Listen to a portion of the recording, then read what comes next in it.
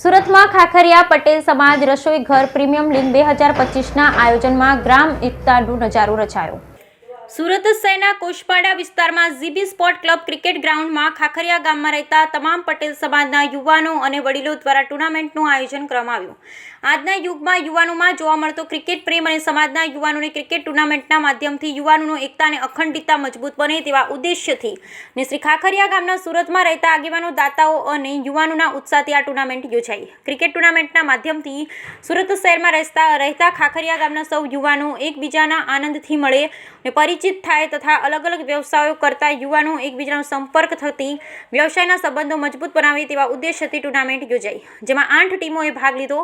આ ટુર્નામેન્ટમાં મુખ્ય મહેમાન તરીકે રાજ્યના શિક્ષણ મંત્રી પ્રફુલભાઈ પાનસેરિયા, ગુજરાત રાજ્યના પૂર્વ ગૃહ પ્રધાનમંત્રી ગોરધનભાઈ ઝડફિયા સહિત આર્મી ગ્રુપ, સુરત ઉદ્યોગ રત્ન, અનેક સામાજિક સ્વૈચ્છિક સંસ્થાના અગ્રણીઓની ઉપસ્થિતિમાં ખાખરિયા ગામના અનેક યુવાનોએ યોગદાન આપી ટુર્નામેન્ટ સફળ બનાવી હતી। ટુર્નામેન્ટના અંતે ફાઇનલ મેચમાં એએસ ટાઇટન્સ જયદીપ દીપકભાઈ પાલડિયાની ટીમ ભાણુ કેપિટલને હરાવી વિજેતા જાહેર થઈ હતી।